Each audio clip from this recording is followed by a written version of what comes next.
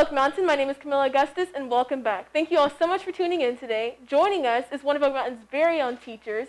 Not only does she serve as our women's golf coach, but she also continues her passion in government and politics as our AP government teacher. Joining us is Ms. Susan Schwartz.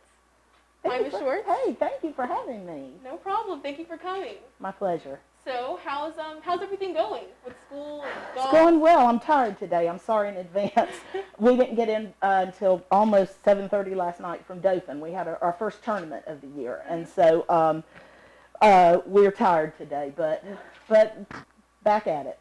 It's part of the job. I can definitely imagine. It's pretty far away. Yes, that's our furthest away tournament that we play this year. So wow. Yeah, got it out of the way early. So do you guys often travel very far? Usually we're either here in Birmingham or within an hour's drive. Like next week we'll go to Prattville and Gadsden. We were supposed to have been in Auburn last week, but snow happened, and so that's been postponed till April. But Auburn and Dothan are really as far as we go away. Okay, cool. So Yeah. aside from the travel, what else do you like about golf specifically? Well, I'm a golfer myself, and I love being able to build a program here that teaches girls how to be reliable, self-reliable. They have to rely on themselves on that golf course, how to think for themselves, to think for others, to manage themselves. And with any sport, any coach is a teacher. And so I get to extend my passion for teaching in being a golf coach. And so, whether it was my former life as a cheerleading coach or whether it's coaching golf or teaching AP government, it's all teaching, and that's what I love to do.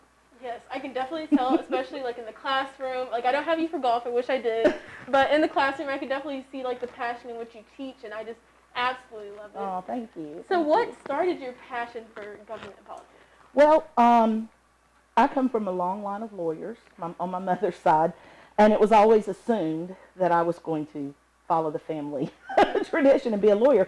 And I really thought I would too, but as I got closer to my second year of college, I started to realize that I just really didn't want to spend my whole life in a courtroom, and I certainly didn't want to spend my whole life behind a desk. And while I loved the law and I loved everything about it and I loved government, I just really didn't want to be a lawyer. And so the next path was the other family business. On the other side of the family, everyone's teachers. And I really wanted to be a teacher. That's where my heart was. And so to be able to combine the two together and teach government and politics is like, wow, the best of both worlds. And then to get to teach it at Oak Mountain is like the top of the mountain. So, Yes. I don't think I could have a better job. Yes, Oak Mountain is great, but it's also really great to hear that you can like change things in college. You don't always have to stick to Right. a certain thing. I know with me, I don't know what I'm doing in the Right. future. I'm a little confuzzled right now. Yeah, well, it took me a while to figure it out, but once I knew, wow, it put me on a path, and it's been great since then. Yes. So what is your favorite topic to teach in class? My absolute favorite thing that I like to teach, and no one else, I don't think any other AP government in America likes it like I do, is I like to teach about the budget and how the money that the government has is used for the United States of America. We just did it last week in AP government.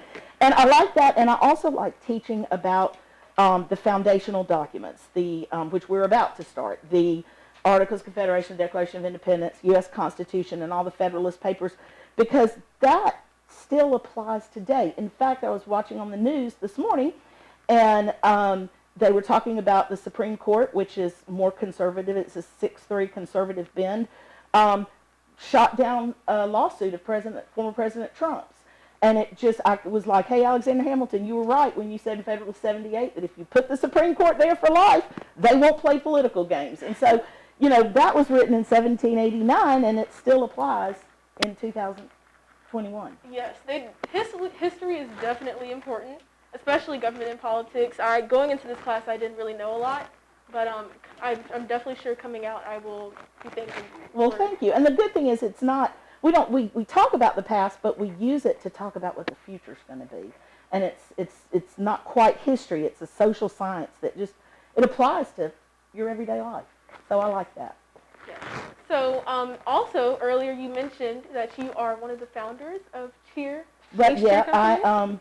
in my other life, I started a cheerleading company called Ace. When we moved to Birmingham, I was staying home with our two boys who are Oak Mountain graduates now, and I just, through a long story short, through my life as a choreographer, from my father being a dancer and all of that, the competitive cheerleading world had started to build up. And having been a cheerleader in high school and college, people were asking me if I would start to make up some routines for these new national events that they were having.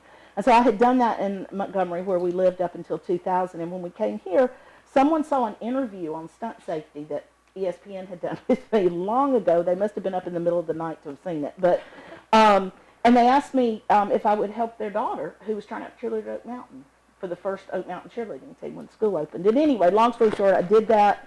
And one thing led to another, and I met some friends. And one day in 2000, we just said, hey, wouldn't it be fun if we just like started a company and had this hobby it would be fun to do on the side? And now it's like 9 gyms in 4 states. Yes, wow, that is. And Ace was born, and I retired 10 years ago because while I was teaching as a coach, I didn't want to work at night anymore, and I just wanted to be back in the classroom teaching government, and so and politics, and so I was able to get the job at my kid's alma mater and retired out of that, and now do this in golf. So do a lot of different things. I never get bored. That's amazing.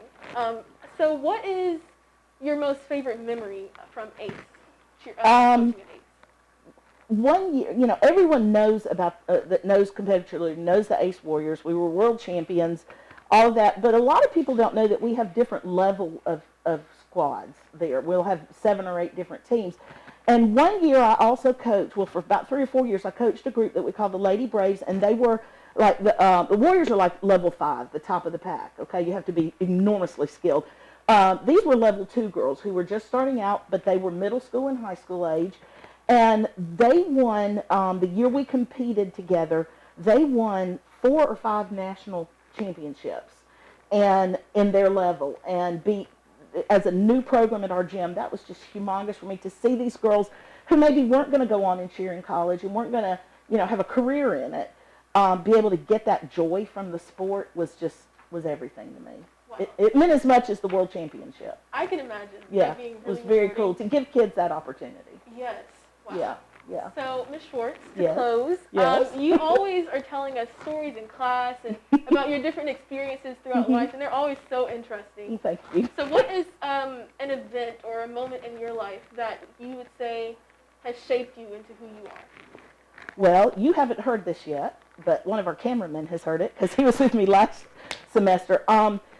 My father was born Jewish, and in New York, and to be raised in the South. I mean, to come live in the South as an adult in Alabama in the '60s and be Jewish. There were a lot of problems, and so my dad took some hits, so to speak, some verbal hits from the KKK. They burned a cross in our yard when I was a child. But every May, from the time I was 3 until he died when I was 17, my dad would take me in Montgomery by the hand and say, we're going to go look evil in the eye. And he would take me to watch the KKK march. And we talk about it in government because they have the right to march because of freedom of expression, as long as they follow the rules. And he would take me, and one of the rules was that they could not verbally accost you or speak to you as they walked down the street. And in the 60s, there were thousands of people there cheering them on. But my dad and I would stand there, and my dad was a prominent businessman, and they knew who he was. Most of the Klan bought clothes from him. And as they would walk by, they would hiss at me to try to scare me.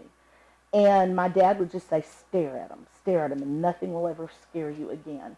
And doing that for 15 years or so, 14 years of my life with him, put the whole world in a different perspective. And I really think that's why I have a passion for politics, because they do have the right to do that, but they don't have the right to hurt you. And fortunately today, they still march, but no one goes to watch them.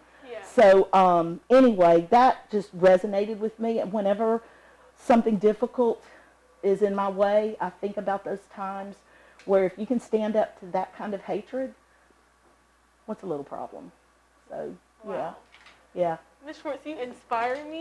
That's all I got to say. That is crazy. Yeah, well, life, Yeah. and we're the sum of our experiences. So. Yes. Well, Ms. Schwartz, thank you so much for coming. I really enjoyed talking to you. And Thank you. It was my pleasure. And that was Ms. Susan Schwartz. If you're interested in checking out more interviews, be sure to check out our channel. Also, check us out on all of our social medias. You can follow us on Twitter and Instagram at OakMTN Media. And for Oak Mountain Media, I'm Camilla Augustus.